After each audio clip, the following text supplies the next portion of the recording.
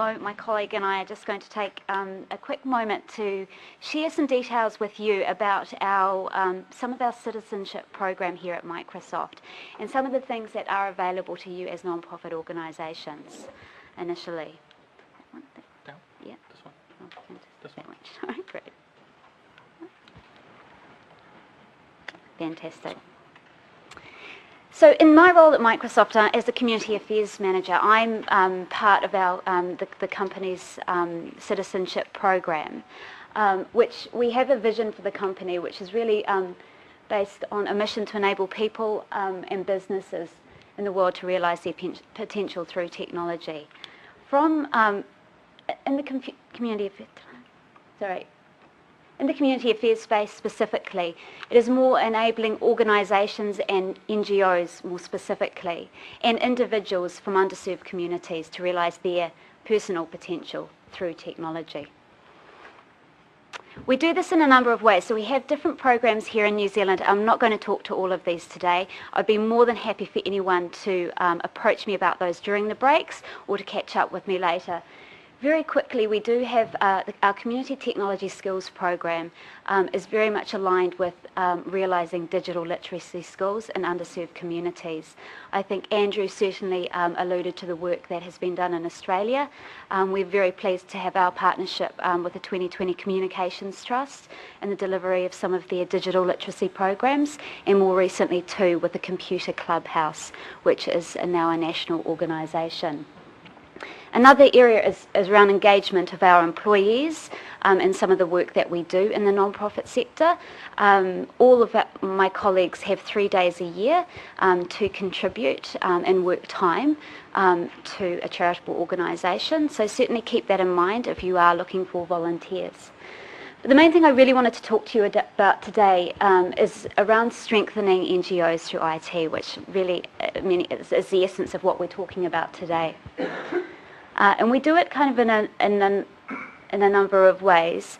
But essentially, when doing so, we kind of look at sort of a pyramid of adoption that identifies at various stages why organisations, or where they might be at in terms of their IT capability, and where they might be aspiring to. So in terms of the very bottom of the pyramid, we look at kind of just ensuring that organisations have a stable and secure technology. As we move up the ladder, organisations that are looking to optimise their service delivery using technology. And then kind of at the very top of the pyramid are those aspirational organisations who really create either internal transformation as a result of the way that they use IT or transformation within communities. I'm not going to go into a lot more detail about now. I could talk for hours on this particular subject. We do have a white paper around how Microsoft perceives these various stages in IT adoption in the NGO space, which we'll make available to you.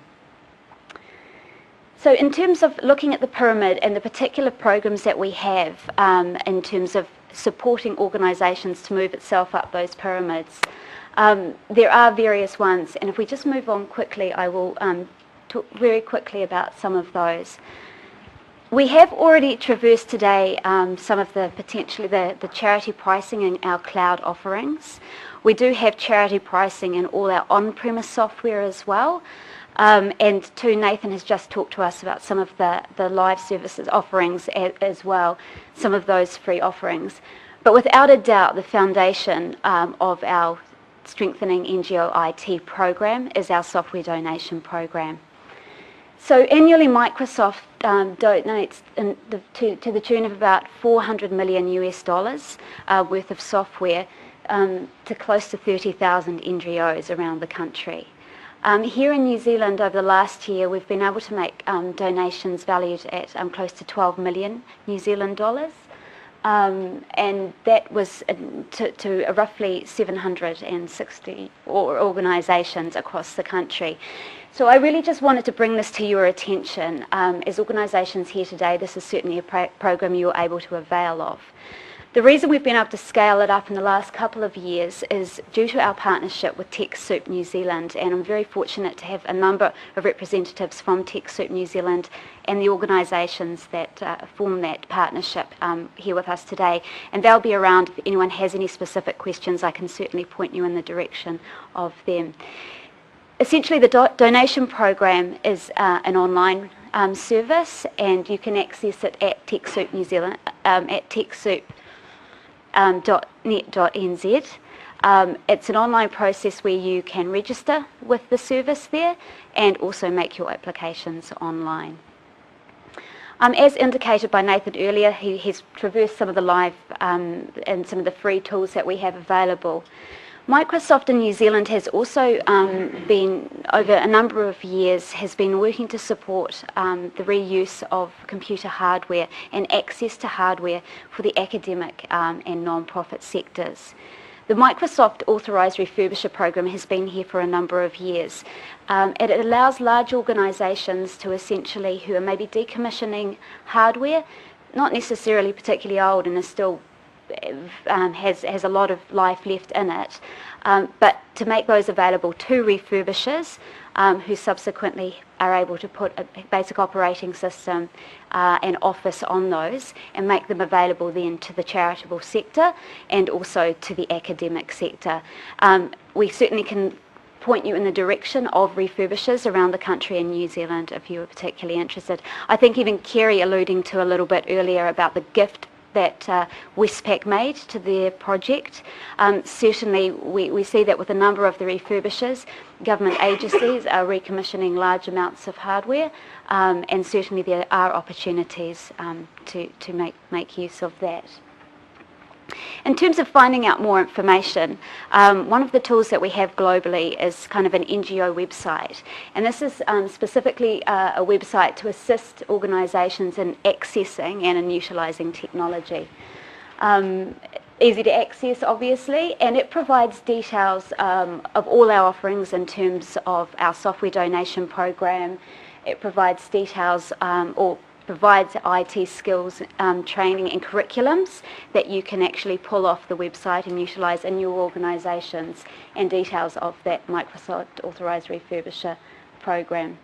It also provides the opportunity to kind of see what other organisations have been doing and to learn from other organisations as well. So I'd certainly suggest you have a look at that. Again, on the site there is particular areas on the site which will allow you to learn from other organisations, and certainly as we move forward in terms of our program here in New Zealand, we will be looking at more opportunities like this to be able to present opportunities for organisations to share and network and learn from each other about their utilisation of technology. Thanks, Paul. Again, details about how to get stuff.